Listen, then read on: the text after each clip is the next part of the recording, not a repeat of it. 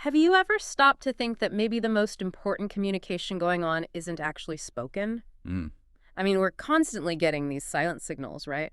From the clothes you pick out, the way an ad is laid out, even the pattern on a quilt. absolutely.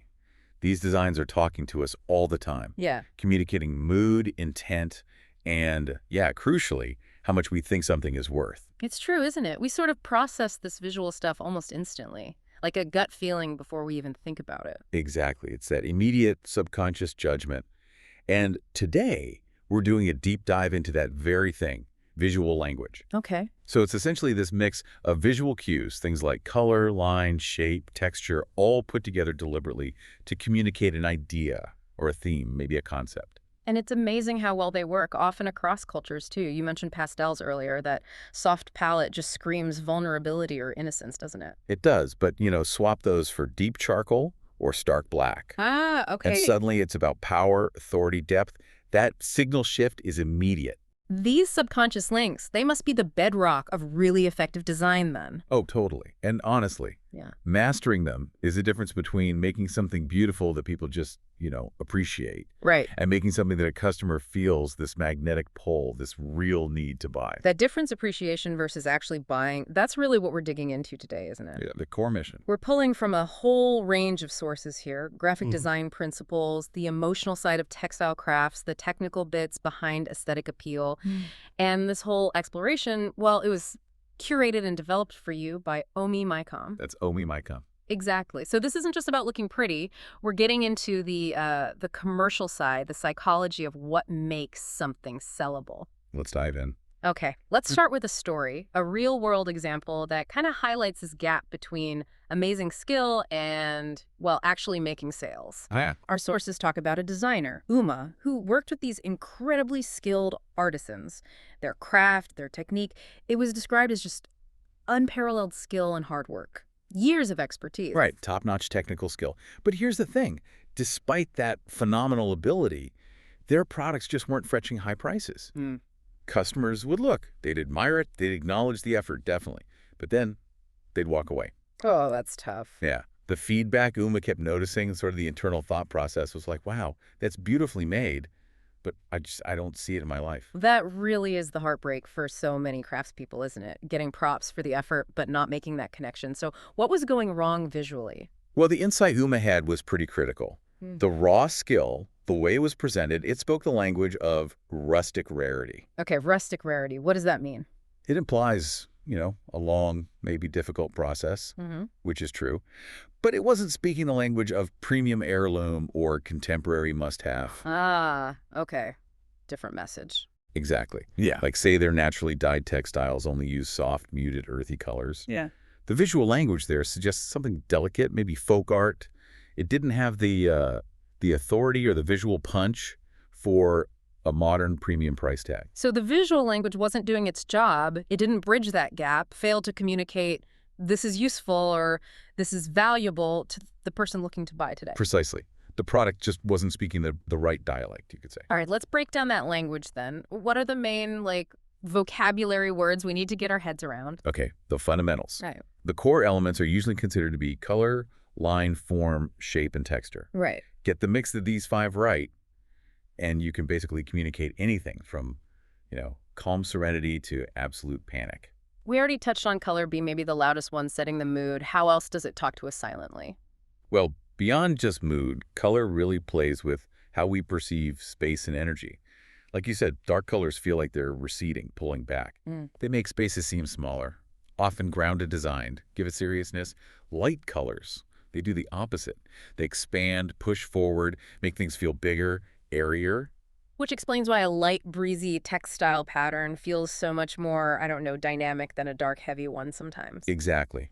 And then when you combine colors, you get schemes that signal intention. Right. So a designer might use a monochromatic scheme, just different shades of one color. Right. That usually signals elegance, consistency, focus. Okay.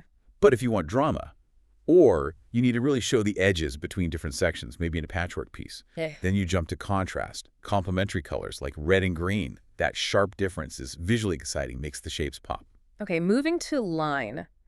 This one feels maybe a bit more subtle, but you said it has a psychographic impact. Oh, definitely. Lines are like the subtle director, guiding your eye without you realizing it. Think about continuous, unbroken lines, whether they're seams or print patterns. They tend to suggest confidence, seriousness, efficiency. Okay, I see that. But then throw in some haphazard, broken, or discontinuous lines, and the feeling immediately shifts. It feels more chaotic or maybe casual fluid. I love the textile example you gave for this. Two identical dresses, same cut, same Cambridge blue color. Exactly. Print one with fine, straight, unbroken vertical lines. Formal, business wear. Right. Print the other with wavy, curved, maybe dashed lines. Instantly casual, weekend wear. The line work alone just dictates the whole feel, the use case, even what price people might expect. It's incredibly efficient communication. Wow. I never consciously thought about precise lines communicating professional authority like that. Is that why even a slightly wonky seam or a print that doesn't quite line up, it just tanks the perceived value of something handmade? Absolutely. It's subconscious, but a crooked line whispers lack of care. And that translates instantly in our minds to low quality and, yeah, low price. Yeah. The lines really do speak volumes about the maker's discipline. Okay, next up, shape and form. Shape being 2D, form 3D. Why the big focus on the 2D shape, especially when the customer gets the 3D thing in the end? Well, think about modern shopping, especially online, right? That flat photo, the 2D shape, that's the first hurdle. The gatekeeper. Exactly. If the picture of the shape doesn't grab you immediately, you never even click to see more, let alone get to the 3D form. So designers often lean on familiar, appealing shapes like popular characters for kids stuff, just to get that initial recognition, that spark of desire. Makes sense. And finally, texture. The touchy-feely part. Yeah, texture is where sight meets touch. Is the fabric rough, velvety, prickly? That texture really seals the deal on the final appeal. We sometimes forget, but texture is how the buyer kind of checks the promise. Checks the contract. Kinda. If the visual language promised silky luxury, but your hand feels something rough and cheap, well, the psychological contract is broken. Sales dead. Okay, so we got our vocabulary. Color, line, texture, shape, form. Now we need the grammar, right? The rules for putting it all together so the message actually lands. We're shifting into design principles. You used that analogy of arranging fruit on a platter. Yeah, it's a good way to think about it. If the visual elements are the fruit, the principles tell you how to arrange them so people actually want to get them. Ah, okay. And the first, maybe most critical rule, is balance and alignment. Imagine your fruit platter if everything's just shoved into one corner. Looks unstable, sloppy. Exactly. It communicates instability. And here's a key thing. Balance doesn't always mean perfect symmetry. Right, it's not just mirroring things. No, formal balance is symmetry. But informal balance is more dynamic. You could have, say, a big cluster of dark grapes visually heavy in one corner. But you balance it with something small but intensely bright, like a single vibrant yellow lemon or maybe a tiny, really detailed embroidered patch in the opposite corner. The bright spot acts like a counterweight. Precisely. And alignment ties into this. Consistent spacing, a clear structure that communicates care, planning, professional authority. It adds visual weight through orderliness. I never quite thought of alignment as visual weight before, but that makes sense. Okay, second principle, contrast. So if I have this gorgeous red velvet cushion and my logo is stitched in a similar dark red. It gets lost, yeah. Yeah. You've lost your visual hierarchy. Contrast isn't just about making things pop. It's about telling the viewer's eye where to look first, what's Yeah. most important. Okay. In craft, especially premium craft, this is so important. Contrast guides the eye to the thing that justifies the price, maybe that signature hand-stitched detail, not just the overall shape. So you'd need maybe a bright gold thread or a contrasting teal patch behind the logo, something to grab attention immediately. But the source is warned about overdoing it, Right. too much contrast. Definitely. You have to limit it. Too many points yelling for attention just creates confusion, chaos. The visual hierarchy breaks down, and the whole thing starts to look messy, which, again, subconsciously signals lower value. Right. And finally, we need to create a visual journey using proximity, unity, and movement. The goal is to get the customer from just admiring it to actually, clicking buy now. Yes, the design has to guide the eye on a path. Proximity means related items are grouped together. Unity means the whole thing feels cohesive. But if, say, your buy button is far from the beautiful product image, you need movement. How do you create movement visually? Maybe a subtle diagonal line in the pattern points towards it, or a graphic element like an arrow, or even just the way elements are arranged to lead the eye naturally from one to the next. It needs to be a design journey, guiding them smoothly to the desired action. We've covered structure, principles. Yeah. Now let's zoom in on textile crafts specifically, because the emotional weight these principles carry there, particularly with something like a patchwork quilt, is just huge. Oh, absolutely. Patchwork quilts are such profound examples of craft as communication. Our sources call them harbingers of history, culture, and traditions, which is so true. They give you physical warmth, sure, but the emotional warmth from the memories and stories woven in, that's often deeper. And they literally carried codes, didn't they? Nonverbal historical messages. Yes. It's fascinating. Think about the Underground Railroad in 19th century North America. Many enslaved people trying to escape couldn't read or write. Right. So quilts hung in windows, supposedly airing out, became secret signals. Specific geometric patterns like the wagon wheel or the bear paw made by local sympathizers, they were codes. Wow. A pattern, how it was displayed. It told people when it was safe to leave, maybe which direction to head.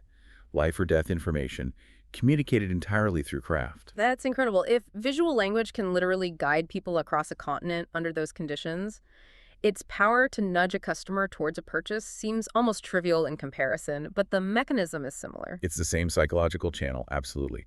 And beyond secret codes, quilts hold incredibly deep personal stories, even abstract geometric ones. Maybe a mother painstakingly stitched a complex pattern over months while her son was ill, each stitch like a prayer. So the quilt becomes more than just a blanket. It becomes a document, a physical record of love, time, devotion.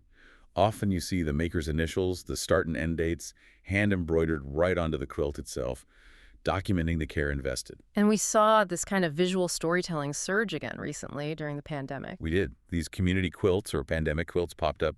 They became these public visual diaries of what people were going through. Yeah. The sources mention one, the Hounslow quote. It apparently depicted the shift from normal life to lockdown. It honored the NHS workers. It even had local symbols like the Heathrow plane woven in. It shows that craft, using visual language carefully, is still a vital way for the communities to record their experiences together. Okay, this brings us right back to the practical side, to commerce. If visual language has this much emotional punch, how do we actually use it to make sure our designs connect with what customers want? How do we boost salability? Shopping, as the source said, it's emotional. Yeah, it really is. And the key thing is, you can't design for absolutely everyone. It doesn't work. You need a clear framework, almost like mapping it out. You have to know who your end customer is first. Otherwise, your beautiful design is just talking into the void. Okay, so walk us through that mapping process. What are the crucial steps? Right. First step, nail down the product theme or the goal of your ad. What's the story you're trying to tell? Got it. Theme first. Second, figure out the broad demographics, age range, income level, family situation, that kind of thing for your target buyer. Nice demographic. Third, and this is really crucial, get the psychographics. What are their interests, hobbies? What's their lifestyle like? And importantly, what are their underlying fears and desires? What motivates them subconsciously? Ah, the psychographics. That feels key for tapping into that emotional response you mentioned. It totally is. Fourth step, where will the product actually be used? Is it for the kitchen? Is it clothing? Something for the living room. The end utility matters. Hey, theme, demographics, psychographics, utility, and then? And then you use those 4 factors to choose the right visual vocabulary.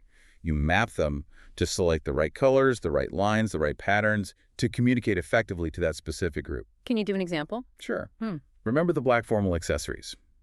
If your psychographics show your target customer really values professional status, feeling in control, maybe avoiding vulnerability, well, then you understand why those black items sell best. Because black symbolizes authority. Exactly. It directly taps into that subconscious desire, maybe reinforced by societal norms, to project strength and avoid looking weak. The design choice isn't random, it's strategic. So it's not about the design being right or wrong in some abstract sense. Not at all. It just has to be suitable. Suitable for that specific customer group, addressing their unique mix of hopes, fears, and expectations. And actually, this whole framework for thinking about suitability and maximizing appeal, that was laid out in the sources curated by Omi Maikam. So to know. So ultimately, visual language isn't just about making craft look good. It's about ensuring it communicates its purpose, reinforces the brand's values, and, crucially, connects with the buyer on an intuitive level. It helps cross that final psychological hurdle to actually make the purchase. That idea that design elements are constantly tapping into our deepest, maybe subconscious decisions, It's really powerful when you think about it. If those black accessories sell because they signal authority and help us avoid feeling vulnerable, what unspoken needs or societal pressures are your favorite possessions catering to? What visual stories are things you own telling the world about you, maybe without you even realizing it?